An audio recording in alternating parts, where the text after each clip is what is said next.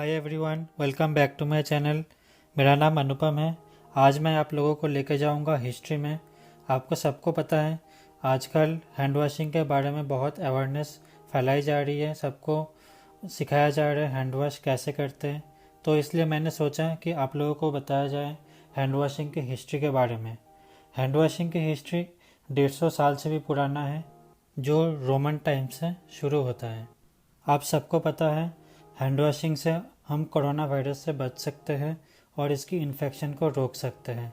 लेकिन आपको जान के आश्चर्य होगा, इस हैंड वॉशिंग के पीछे बहुत ही एक कॉम्प्लिकेटेड और दर्दनाक हिस्ट्री है, जो मैं आज आपको इस वीडियो में बताऊंगा। आप इस वीडियो को अंत तक ज़रूर देखें।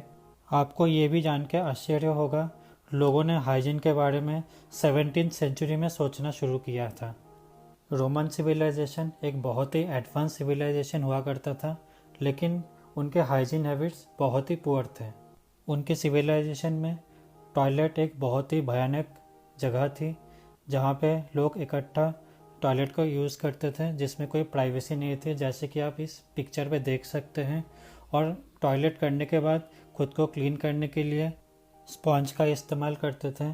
स्पॉन्ज को वो लोग जाइलोस्पॉन्जियम बोलते थे। वो किसी लकड़ी के आगे स्पॉन्ज को बांध देते थे, जो आप खुद को क्लीन करने के लिए वो टॉयलेट में यूज़ करते थे, जो कभी धुलता नहीं था और लोग उसको आपस में शेयर भी कर सकते थे। रोमन्स मेनली मैजिक और सुपरस्टिशन में बिलीव करते थे, तो उनका यह मानना था मैजिक और सुपरस्टिशन से आप इन्फेक्शन को रोक सकते हैं। अब हम आगे चलते हैं 17th सेंचुरी में। इस टाइम में लोगों को हाइजीन के बारे में बहुत ज़्यादा पता नहीं था और लोग फॉलो भी नहीं करते थे। उस टाइम में डेली बाथ या पर्सनल हाइजीन का कोई कल्चर नहीं था। लोग टॉयलेट यूज़ करने के बाद और खाने से पहले कभी हाथ नहीं धोते थे।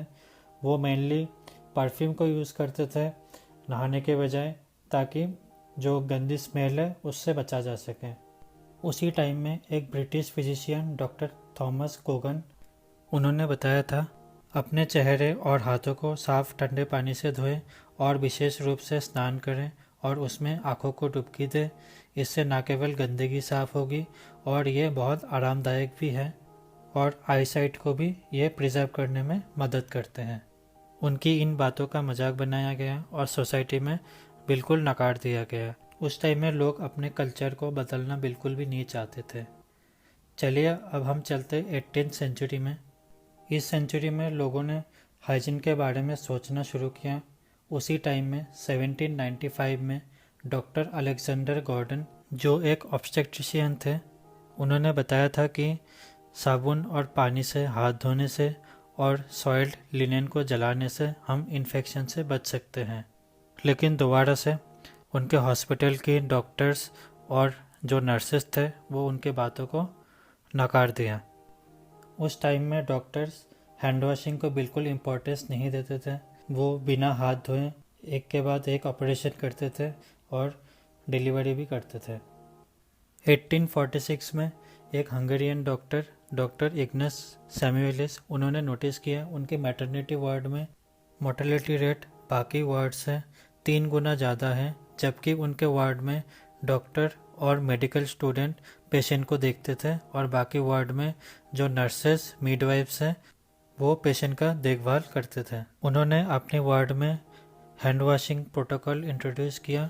इसके बाद सरप्राइजिंगली मोर्टेलिटी रेट 1% से भी कम हो गया।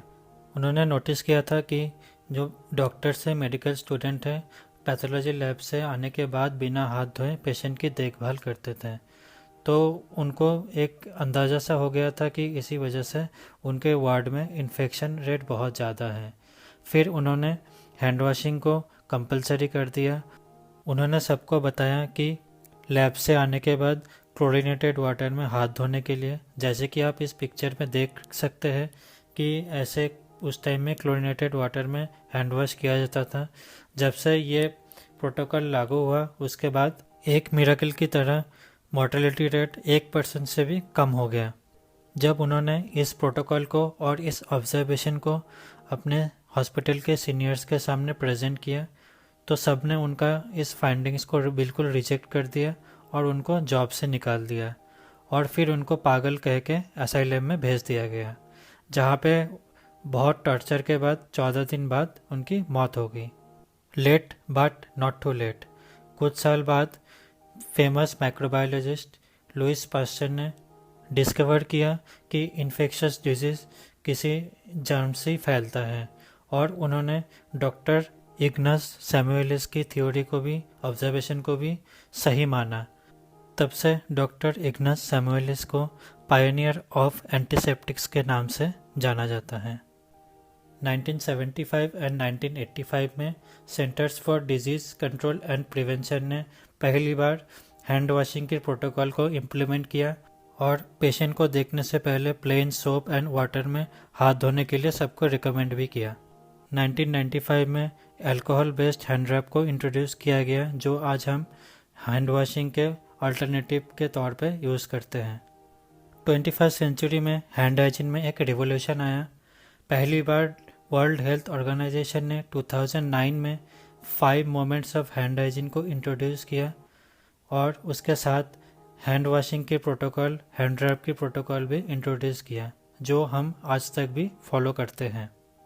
आज हमें हैंड वॉशिंग के इम्पोर्टेंस के बारे में पता है कि इन्फेक्शन से बचने से हमारी जो एवरेज लाइफ एक्सपेक्टेंसी है वो भी बढ़ गई है, और बहुत सारे गंभीर बीमारियों से भी हम बच रहे हैं। ये सारा क्रेडिट जाता है उन साइंटिस्ट को और डॉक्टर को जिन्होंने जर्म्स और डिजीज़ के बीच में जो लिंक है उनको समझा और सबको बताया, और मानव जाति को भयंकर बीमारियों से बचने में मदद की। ये 150 साल की स्टोरी बहुत ही लंबी है और एक्साइटिंग है। मैंने कुछ हिस्सों को आपके सामने रखा है। आप इस वीडियो को ज़रूर देखिए, अंत तक देखिए। अगर आपको इस वीडियो को अच्छी लगी हो तो लाइक कीजिए, शेयर कीजिए, कमेंट कीजिए। आपका बहुत बहुत धन्यवाद।